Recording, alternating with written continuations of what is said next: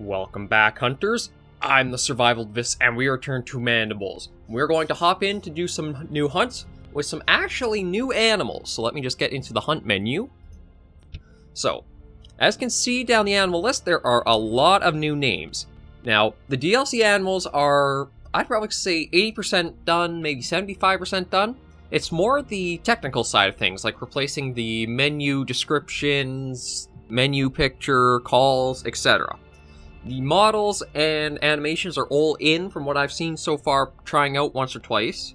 So we're going to just kind of change up our roster a little bit, go after a few of the DLC animals to show them off a bit, to grind points up, and just kind of work our way slowly up to getting more and more points. So, unfortunately, we can't see them in this screen, but I did write down little notes here for them.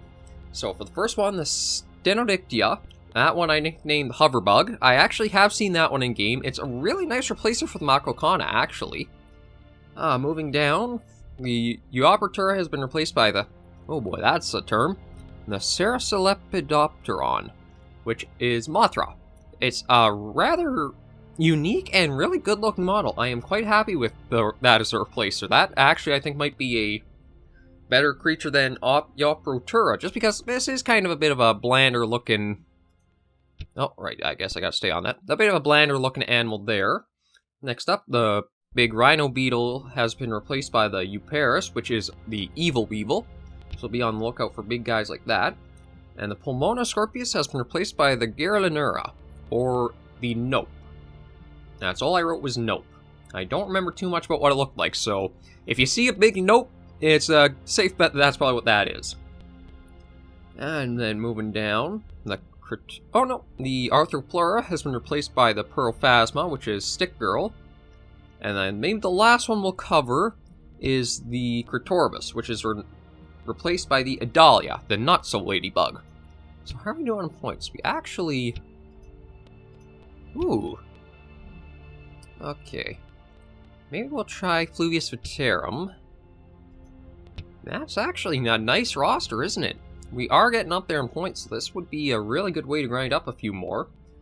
The other two that I've replaced, we haven't actually really had a chance to hunt their main parts yet, so once we get maybe a couple of episodes of the DLC animals, we'll switch back and forth between DLC and base game, just so that we keep variety and also properly show off every animal included. But with all that said and done, I think we're good to hop into a new hunt, so let's not waste any more time. We've got bugs to hunt. Let's go. Okay, we are all loaded up and in here now. Now, we are back on the Fluvius Veterum. I think it has been a little while since we've really been on this map. One of the reasons has been because... I just want to orient my desk a little bit. There we go. Got room for hands and arms to be. One of the reasons is because this is the only map I've really noticed that has the kind of foliage issue, where it does pop in and out more randomly when you're close to it. I don't know if that is because of... I'm kind of tempted to say it's not just because, like, people in the comments have been very helpful and very generous with tips and advice, and I'm very appreciative of it. And they've kind of said that it could be because of the foliage load limit. The only problem I have with that, though, is that it's not exactly looking as densely, like, populated with vegetation as a lot of the other maps are. Like Mirkmore Slough, I don't know if we really encountered it too much or not, so that's something a little interesting to keep in mind. Maybe we'll try working southeast, just because the wind is coming up to us from the south, but there's not really much over there to go for. Oh. And there's an Archimalac. Oh! What's that? Permophasma. So that was the Stick Girl. It's basically a giant stick insect. So we'll try and see if we can kind of figure our way closer. That one actually may be a bit harder to try to get with the... well, with any weapon, actually. I'm glad I brought the hole puncher for this one, because we're going to need some accuracy for some of these more unique insects. Or then again, if we do get close enough, I could have brought the minigun and just kind of shredded everything. No, that's just the Diplocalus hobbling on off there. Yeah, maybe next... oh, there it is. Okay. Oh, no, yeah, it spotted us. Shoot, I wonder if my mouse sensitivity is a little high. Yeah, I'm going to Yeah, we'll try that. That may help us a little bit more. Normally, I change the mouse sensitivity when I'm in the main menus, but because I could set the resolution up higher, I kind of forget that I should do that. Now, let's see if we can get close enough to get enough shots off on that Paraphasma. And then we'll go up and take a nice look at it, because thankfully we got tranquilizers on. Now, we got 2 off, but...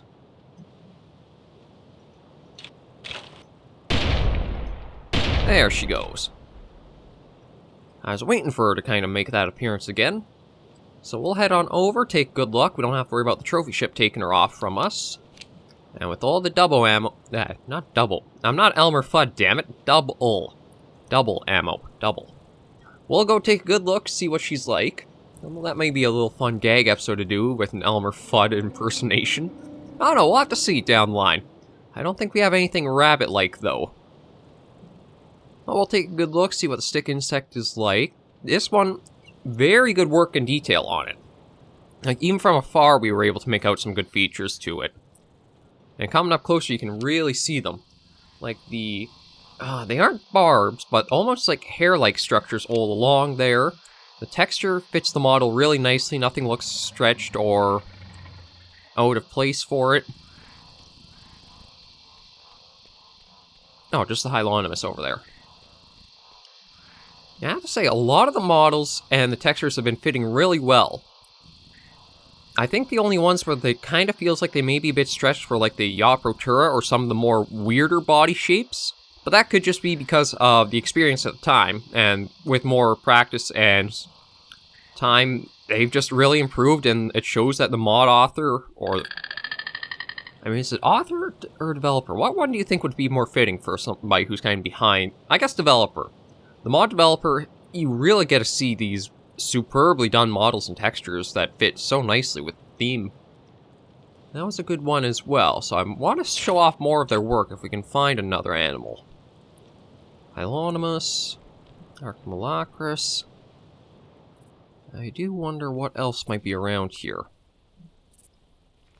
I do want to definitely try to find Stenodictia. Oh, yeah, see, okay, this is what I'm talking about, where the weird vegetation thing happens. Maybe it's only in certain areas on the map. Like, it's kind of bizarre how it's doing that. We didn't really have a problem until we were down in the southern areas here, so maybe if we go north we can solve that better? So I think we were actually down around... okay, just ambience. We were down around here last time, and that's where it started too, so maybe it's actually just certain sectors of the map where that becomes a problem. I'm not too sure. And I'm hoping... oh lord, my voice, I feel like that peaked way too high there. I'm hoping that the video quality has also been improving because of some of the changes in the render settings I've done. One of the things it seems is, I don't know if it's because Carnivores is so old, or like it's all pixelated in... I should say pixelated, but just kind of because it's such a throwback in graphics, more modern renderers, or more modern render settings, they don't really pick up all the different shades of the pixels. So it kind of blocks and blurs together. I know YouTube also has something where, unless your video is basically 2K resolution, your videos are basically compressed into a poorer quality setting.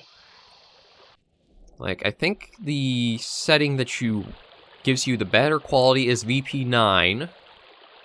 And unless you're uploading at 2K, which I unfortunately don't have the time or resources to really be able to do as such, videos are instead going to be AV something. I can't remember what it is. I know the codec's different depending on number of views the video has, and also the size of the file, or how it's been encoded. So what I've basically done is, I'm still uploading at the 1080p settings for the most part. I'm just maxing out as much render quality as I can on it, so that way everything comes in a little more crisper. More crisply.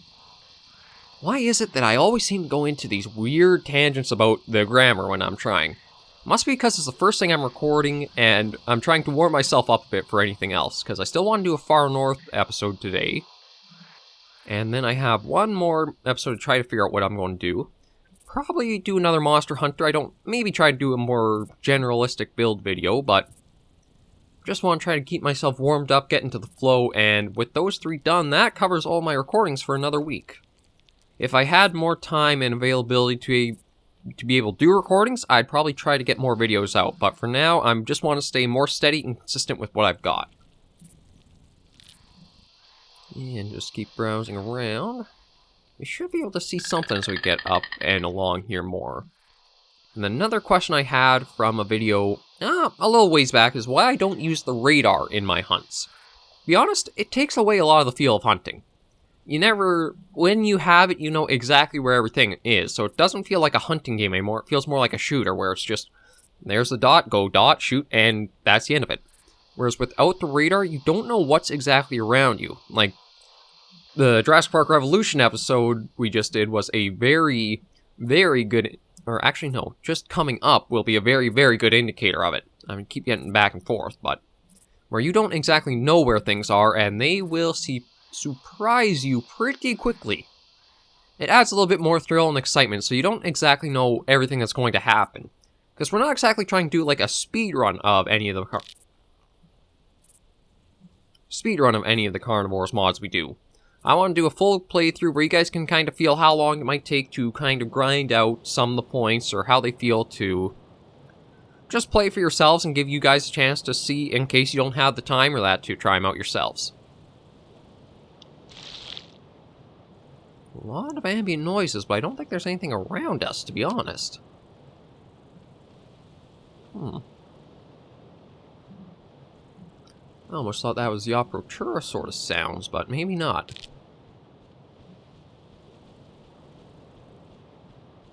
Yeah, I guess they're just ambient noises. I'm also not... It must just be maybe that part of the map, because now that we're up here... No, never mind. I think we just had a tree pop out and in. Okay, it really sounds like something's around us, but I don't know exactly where. I want to keep the double barrel just in case we come over a ridge and then it starts charging us. But it may even just be an Archmalacris.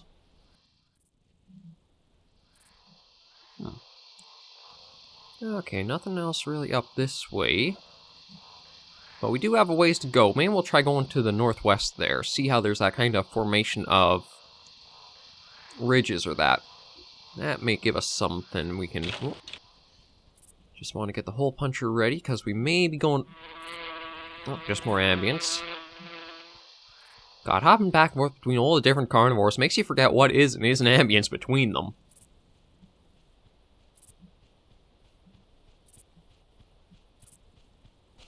No, just a Hylonomus. I don't think we need the double barrel for him. That might be a little bit of overkill. Well, we'll just carry on. I do not know what the hell that was. That, again, sounded like it could have been ambience, but also sounded more like it could have been an insect. Or arthropod.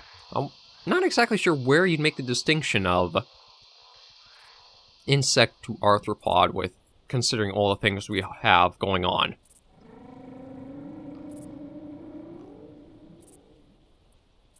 Like, one of the things about the Carnivore series is not actually like you're going after prehistoric animals, like, say, they've been brought back in Jurassic Park means. It's more you're on a different planet and the animals resemble prehistoric life that was on our planet, so that's why they've gotten the names they do.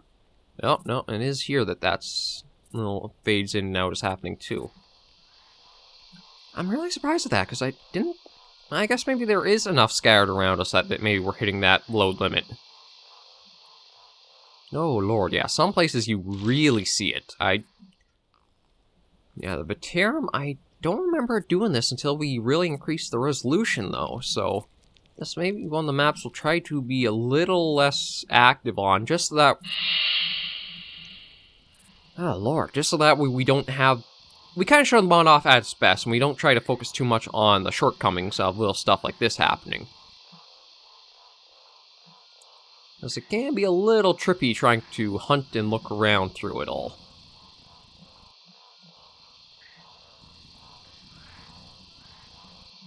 We'll try getting our way closer to the northwest there. We're still right on track for it.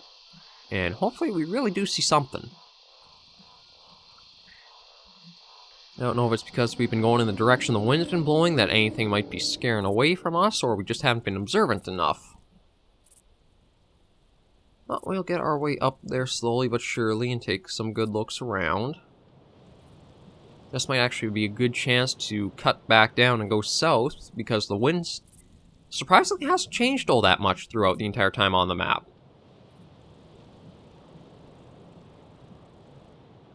Oh, an Adalia. So that was the not-so-ladybug, so it looks like we will have a chance to go after something a little different. The only problem is the wind again. But we may be able to circumvent that a little bit by sticking more this way. Like, we have to see how the wind's going to blow and how it may change, but if it keeps going in the same direction it is right now, we should be able to get a bit closer to try to show off the Adalia. Although... oh.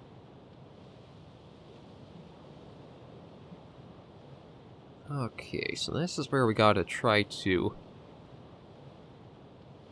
be careful. Because it could have gone right up around the mountain there, or it could still be just down behind part of the slope. Or it could have gotten the heck out of Dodge, as...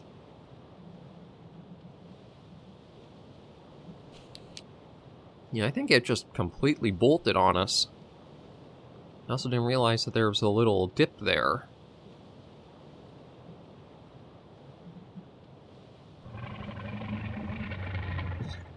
Oh, look, still those sounds get to me a little bit. Yeah, I think the Adalia just completely bolted on us. But it is the only thing we have seen for a while, so we may try following in its footsteps. Or scuttle tracks. I don't know what I'd exactly call. I guess trail would probably be the most accurate for it. We'll see if we can get ourselves up and get a nice shot or two off on it. Or even just see it as well.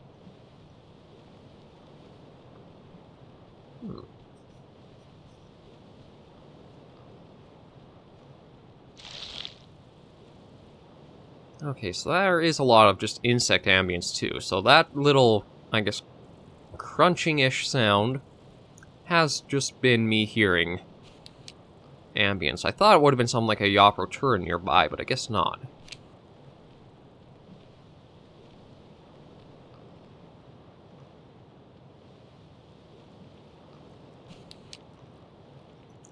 Is that... okay, no, that's just a Hylonomus. I thought it might have been something, but just because of...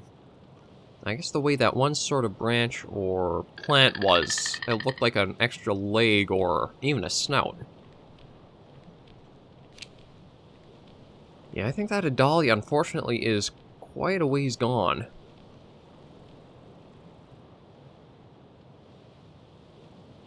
Well, at least we did get to spot it for like a couple of seconds, at least.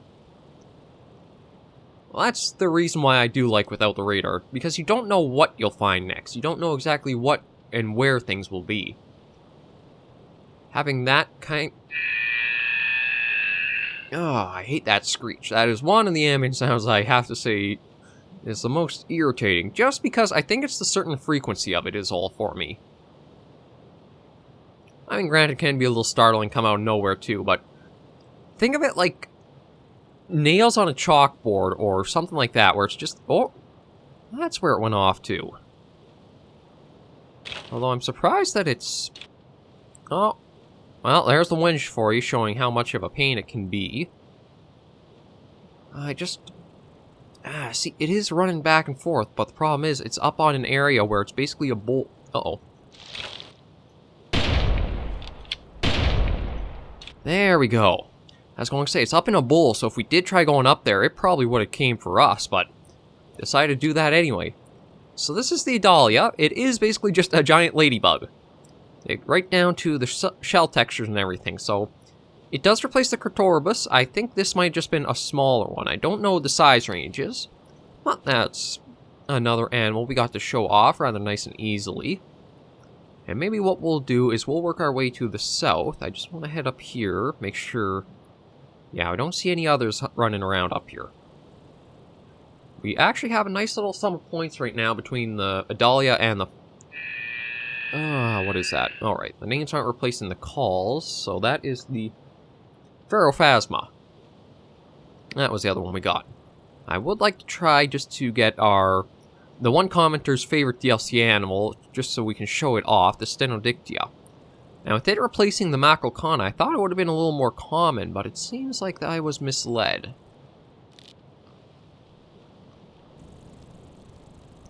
So we'll just take a little bit longer, maybe another minute or two, just so that we can kind of go down, try to find one more thing. I am tempted to do a little bit of a run, just so that way we can kind of speed the process up a bit. And thanks to the hole puncher, if we can get the single shot off, that will be enough to take it down, so that will help. But it really just shows you how creative and ingenious that the modding community can be behind Carnivores for all of the different wildlife they can come up with and add to. I shouldn't, well, both add to the game and also come up with their own mods for the games. Like, it does get to the point where the modders are basically just using the engine and creating their own games with everything. They're creating their own maps, own models, animation, sound work. It's really impressive. It kind of shows you just, if you allow modding, or not modding, oh lord. Like I say, first recording, maybe not my best for speaking in that, but if you open your game up to allow mod support, or make it so that way it's easily understood for mod support, you can really increase the longevity of the game to years and years beyond its initial release. I think it's because it allows people to make the game a little bit their own in a way. Like, they can choose how they want it to... Oh. Well, there's a DLC animal that we didn't talk about. The Milnesium. So those big guys, basically the giant water bears, we can't really see the face. But those replace the manipulators. It's basically, if you've ever heard of a tardigrade, it basically replaces them with a... Oh, no, it's running. I was hoping to show off the face of it, so maybe, you know what?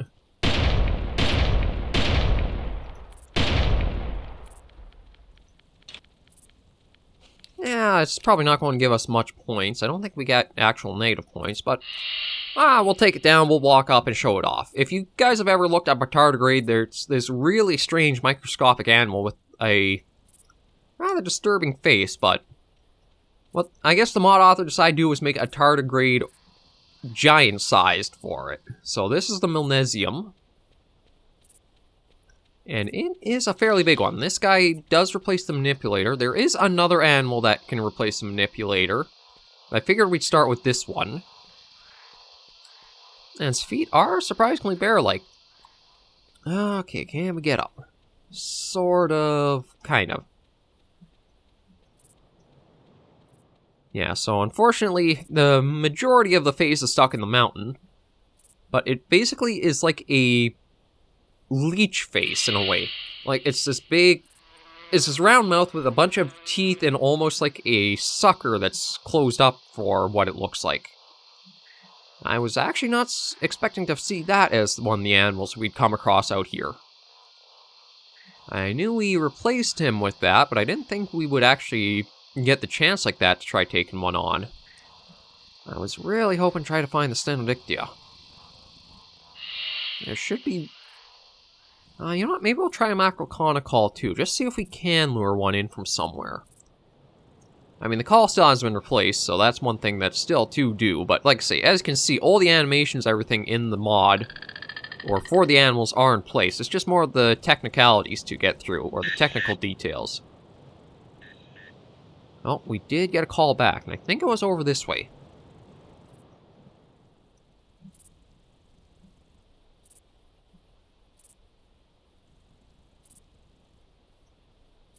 I'd like to try to show it off as the last little bit of the episode here. Just because I always want to incorporate any of your guys' comments into the series if I can, so... Oh, now over this way. Oh, there it is. You can see it flying right out there. That just shows you how ingenious the mod authors can really be when it comes to animals. Is they've actually made it so that way there's a hovering insect as one of the huntables in the game. So we'll go up and get a nice good view, and the detail work on this one is superb. Like, the mod author developer really did a fantastic job with this.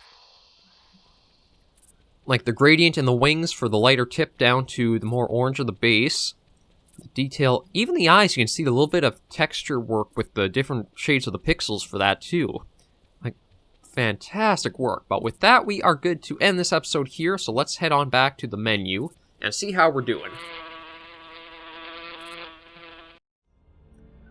Okay, so we're back in the main menu. Yeah, it looks like we could go to Fallen Jungle, do a little bit more hunting through what we already know, so we'll probably do that for the next episode. But I think that was a good first episode to kind of show off some of the DLC. I know animals I do want to show off are definitely the Cercolepidopteron next episode, maybe try for the Euparis, and maybe even the Gyrolanura. Give us a few of the ones we haven't seen yet.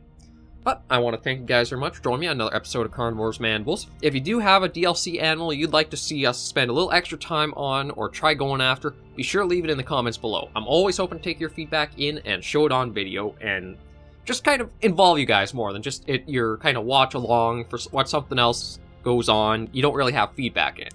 Well, I want you guys to feel like any feedback you give is definitely going to be heard and taken into account. Until I see you all in the next episode, though, survivors, please remember, as always, to take care and stay alive.